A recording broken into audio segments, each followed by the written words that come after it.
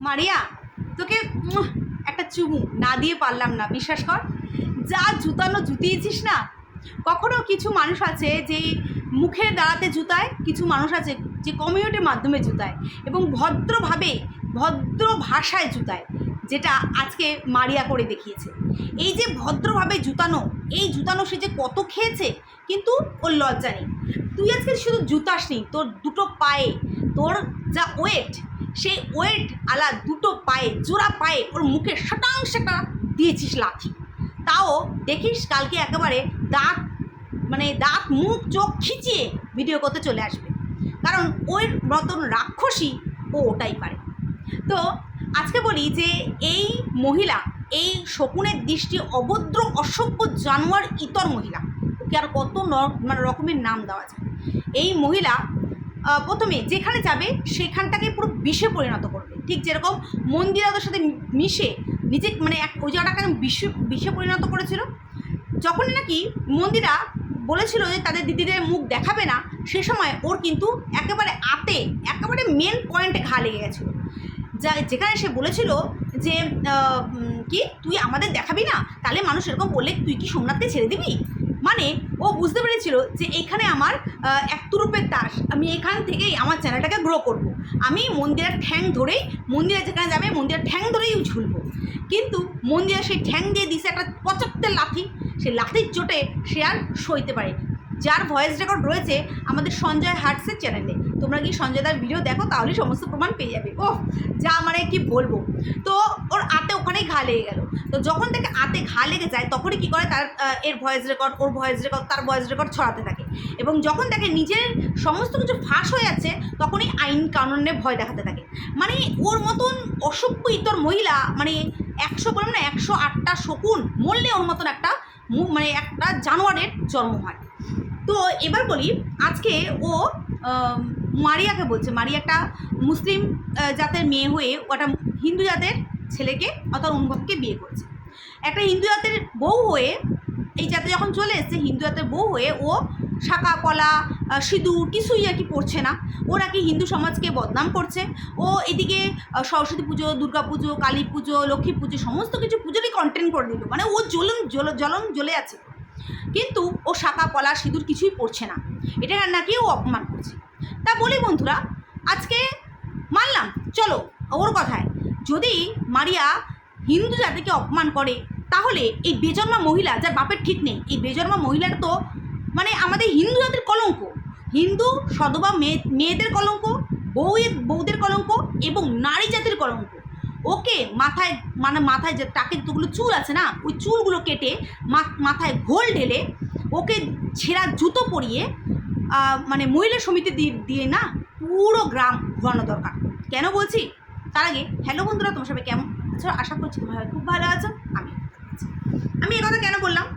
আচ্ছা তোমরা বলো তো, আজকে মারিয়া যদি ও হিন্দু ধর্মে এসেও যদি এসব কিছু না মানে, তাহলে ও তো একটা হিন্দু ধর্মের মেয়ে।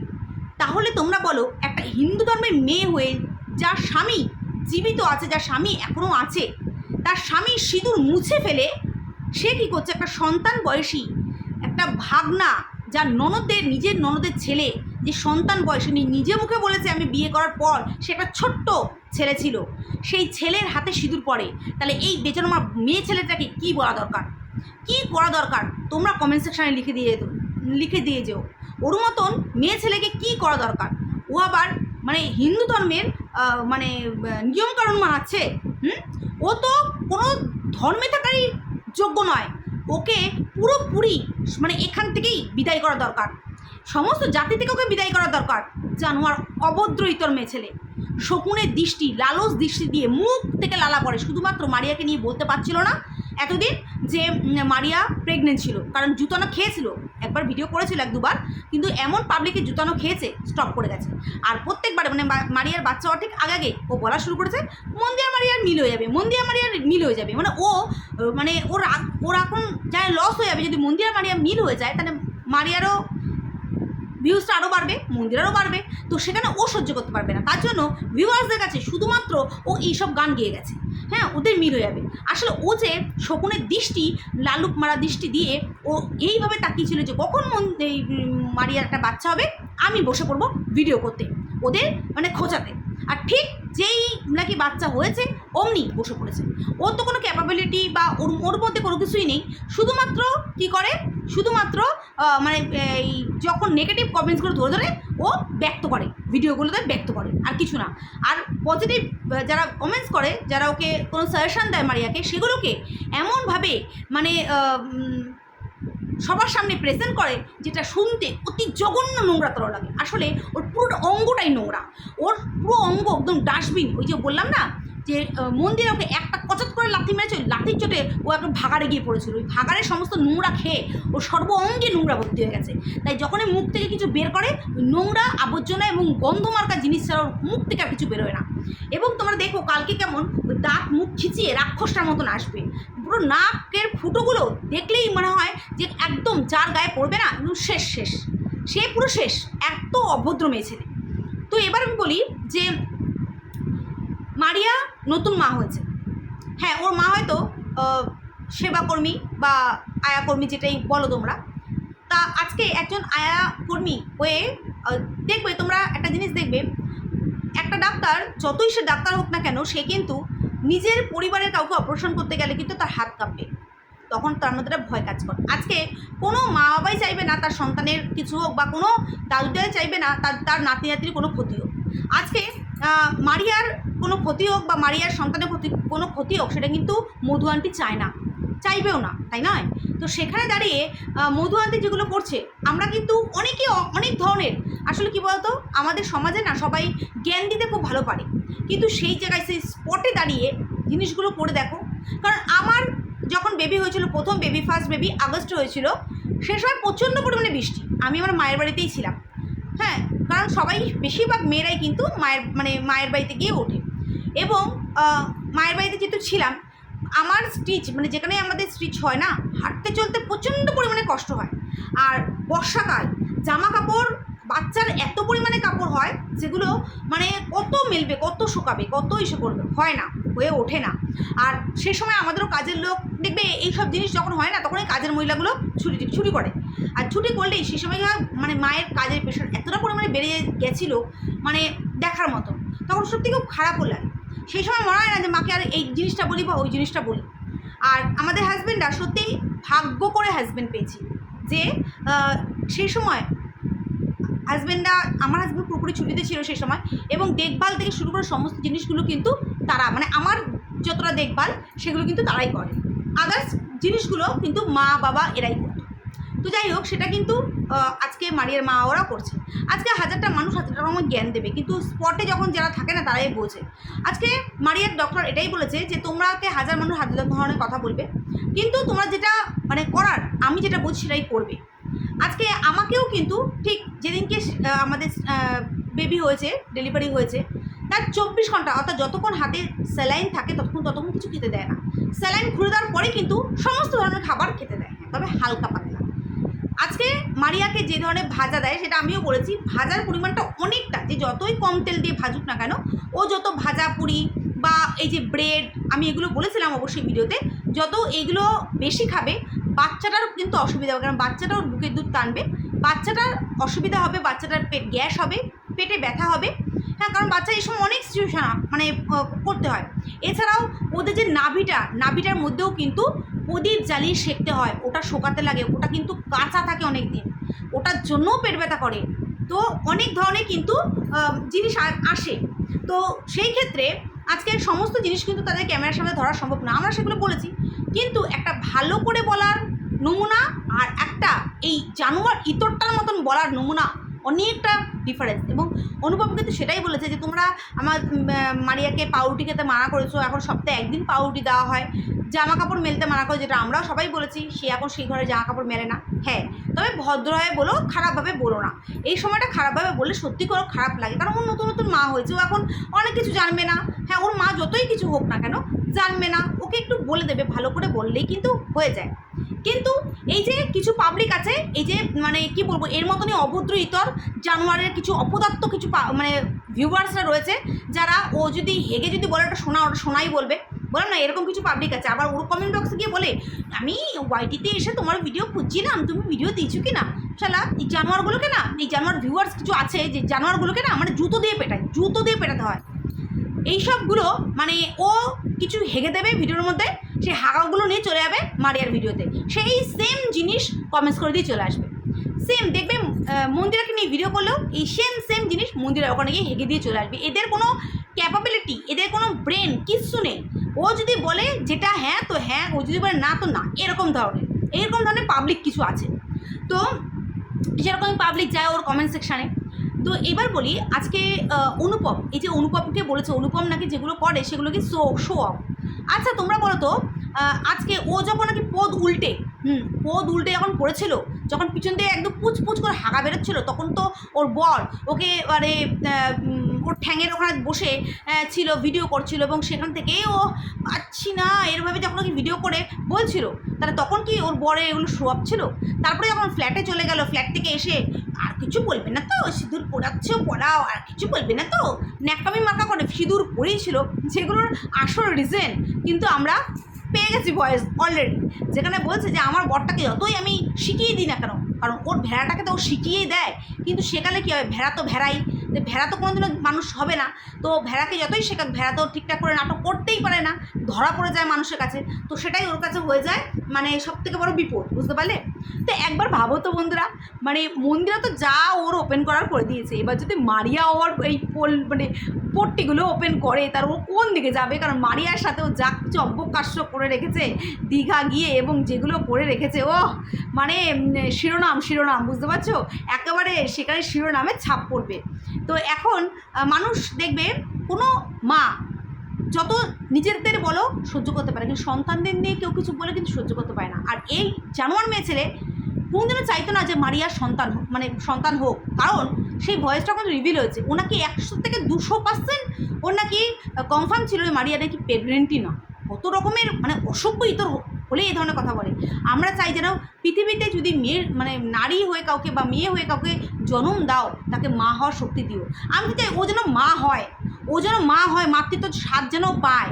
তাহলে ও যে এত বড় বড় ডায়লগ মারে, ও কোন দিক দিয়ে হাঁকবে না কোন দিক দিয়ে ও কী করবে সেটা তখন ওর বেরিয়ে যেত। আজকে অনুপম যেটা বলছে যে আমি তো ছিলাম মানে মারিয়ার সাথে, যে একটা মেয়ের যে কত পরিমাণে পেন হয়, যে তার সাথে থাকে সে কিন্তু অনুভব করতে পারে যে আজকে কত ধরনের কীভাবে মানে পেন হয় একটা মেয়ে যখন নাকি উঠে বসে। বিশ্বাস করবে না যে সেলাইয়ের সময় যখন পরের দিন যত যায়, যখন উঠে বসা হয়, যখন আরও শুকায় না, তখন আরও ওই দড়িটা টান পড়ে, ওফ মানে জান বেরিয়ে যায়। নর্মাল ডেলিভারি একরকম, সিজারিংয়ের ডেলিভারি, সি সেকশনের ডেলিভারি আর এক রকম ব্যথা। এই ব্যথার কোনো কথাই হবে না। নর্মাল ডেলিভারিতে আগে ব্যথা পায়, আর সি সেকশনের ডেলিভারিতে পরে ব্যথাটা অনুভব করা হয়। কিন্তু ওই কাটার ওই ব্যথা মানে বললাম তো, মানে সেলাই কেটে আসার পরও, পেস্টিং হোক সেলাই হোক, যে করে মানে ক্লিন করে আসার পরেও কিন্তু ব্যথা বহুদিন থাকে। মানে এখান থেকে উঠে বসা, কারণ আমাদের যখন বেবি পেটে থাকে তখন কিন্তু পেটটা ফুলে থাকে, যখন বেবিটা ওর থেকে বেরিয়ে যায় আমাদের পেটটা কিন্তু ঝুলে যায়, এবং ঝুলে গেলেই তখনই কিন্তু প্রবলেম হয় উঠতে বসতে। যারা মা হচ্ছে তাদের এই এক্সপিরিয়েন্সটা আছে, যে নিচ থেকেই পেটটাকে তুলে নিয়ে বসা, বাচ্চাকে কোলে নেওয়া খুব মানে সাংঘাতিক। সেখানে দাঁড়িয়ে অনুপম যখন বলে মারিয়া কিন্তু খুবই একটা মানে কি বলবো, ও একটা ধৈর্যশীল মেয়ে। যতক্ষণ ব্যথাটা যখন পায় তখনই বোঝা যায় যে খুব ব্যথা না হলে কিন্তু মারিয়া কুয়া করে না। আর এর ব্যথা বললাম তো না বোঝার মতো না, যে থাকে সে অনুভব করবে। আমার বর ছিল সে সময়, আমার বর অনুভব করে যে কি। সেখানে মারিয়া এটাই বলেছে যে যাদের হয়েছে তারাই জানে। সেখানে এই অসভ্য জানোয়ার মেয়ে ছেলে বলছে তারা নাকি মিথ্যে কথা বলছে, অনুপম আর মারিয়া নাকি মিথ্যে কথা বলছে। মানে অনুপম যে ওখানে থেকে অনুভব করেছে সেটা নাকি মিথ্যে কথা। মানে কি বলবো, ওর কোনো যুক্তি আছে ওইসব কথার কোনো যুক্তি আছে? ও সব কিছুর মধ্যে মিথ্যে পায়। ওর যে পুরো জীবনটাই মিথ্যে পড়া, ওর যে কারোর হতে পারেনি, ও যে কারোর হতে পারবে না, আবার নাকি বলে আমি একাই চলতে ভালোবাসি, আমি একাই 100। আর তোর কাছে কেউ থাকলে, তোর কাছে কেউ মিশলে তো হবে। তুই কার হতে পেরেছিস যে তুই হবি? জানোয়ারটা আবার ও এই ধরনের অনুপমকে কথা বলে এবং অনুপমকে বলছে যে অনুপম নাকি মারিয়া দেখভাল করেছে শো অফের জন্য।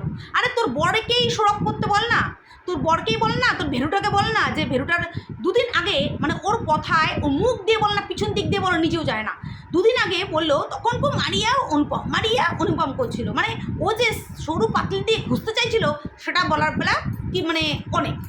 তো ও দুদিন আগে বললো যে নিজের মুখে কিন্তু বলেছে অনুপম অনেক কর্মঠ, আর আজকে বললো অনুপম নাকি ঘরে বসে মানে ভিডিও করছে, ভিউজ, হ্যাঁ সবাই ভিউজ কামানোর জন্য, সবাই আর্নিং করার জন্য সবাই ভিডিও করে, কে করে না, কে করে দেয় না? তোর ভেরুটার মতন নাকি সবাই?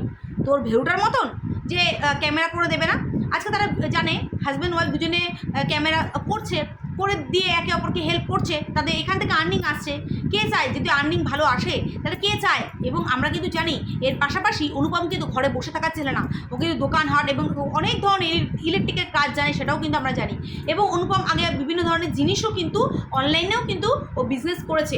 তো যাই হোক, যেটাই হোক, ও কলকাতা যাবে, বৃষ্টি হচ্ছে তাই বলেছে যে বৃষ্টির মধ্যেও কলকাতা যেতে হবে। সেখানে নাকি ও যুক্তি কি ঠাউরালো যে যারা নাকি রেগুলার যায় তারা যদি বলে হ্যাঁ তাহলে কি এটা মানা যায়? ও মানে বাইরে যাবে, বৃষ্টি হচ্ছে, সেটাতে মানে বলার কি আছে? তা বলেছে তোর বাড়ি থেকে 2 মিনিট লাগে, তোর তো খালি দোকান বলে না, তোর সমস্ত কিছু খালি দোকানে। আমি বুঝি না রোডের পাশে দোকান ওরকম মাইক মুখের মধ্যে নিয়ে ভ করে কীভাবে ভিডিও করে আজকে মানে এই মেয়ে ছেলেকে কেউ সহ্য করতে পারে না। যেই মেয়ে ছেলে নিজের শ্বশুর শাশুড়ি হতে পারেনি, যেই মেয়ে ছেলে নিজের ননদের হতে পারেনি, যেই মেয়ে ছেলে এদের কাউকে নিয়ে সংসার করতে পারে না, হ্যাঁ সেই মেয়ে ছেলে কার হবে? যেই মেয়ে ছেলে সন্তান বয়সে একটা ছেলের হাত থেকে সিঁদুর পড়ে এবং পরে লাল জল খেল টলতে ভিডিও কলে সমস্ত কিছু উগড়ে দেয়, তার আবার বড় অন্যকে বাতলিং মারা। MSL এর সাথে শুয়েছে, ওর সাথে শুয়েছে, এই পার্টিগত পলিটিক্স করে ঘরের মধ্যে সমস্ত কিছু করেছে, ওর নাকি গোপন সূত্র সমস্ত খবরও নিয়ে এসছে। কিন্তু নিজের লাইফেই যে এইসব নোংরামি করে ও এইসব করছে তার বেলা কিছু না। গাতন এমন খায় তাও লজ্জা হয় না, ওর জিন্দগিতে লজ্জাও হবে না। ও এইসব গাতন খেতে মানুষের অভিশাপ করাতে না ও একদিন এমন মানে ইচ্ছে হয়ে যাবে, ও সেটা নিতে পারবে না। আর দেখবে যেগুলো এগুলো হয় না, সেগুলো ও তো বলে এ মরে যা, ও মরবে না, কারণ যেগুলো পাপ করে না সেগুলো সহসা মরে না, সেটা শকুনের দৃষ্টি দিয়ে, লোলুপ দৃষ্টি দিয়ে তাকিয়ে রয়েছে। কোন দিন মানে এই মারিয়ার ছেলেকে না কিছু মানে বলে বসে, জানোয়ার ইতর মহিলা, এত অসভ্য, মানে কি বলবো, একে যতই বলা হয় এর কোনো লজ্জা শরম কিছু হবে না। কালকে আবার রাক্ষসীর মতো চলে আসবে, ওই টিক্কি মার্কা চুন নিয়ে চলে আসবে, শয়তান আপদ্যা কোথাকার। যত বলবো তত কম বলা হবে। ও আবার মারিয়াকে বলে মারিয়া হাতে শাঁখা সিঁদুর পড়ে না। এই জানোয়ার মেয়ে ছেলে যখন বাড়ি গেছিলো ওর দিদির সাথে, তখন হাতের মধ্যে শাঁখা সিঁদুর কিছু ছিল না, হাতের মধ্যে শাঁখা মাখা কিছু ছিল না। ও আবার অন্যকে জ্ঞান মারে, সত্যিপনা দেখায় বেশি।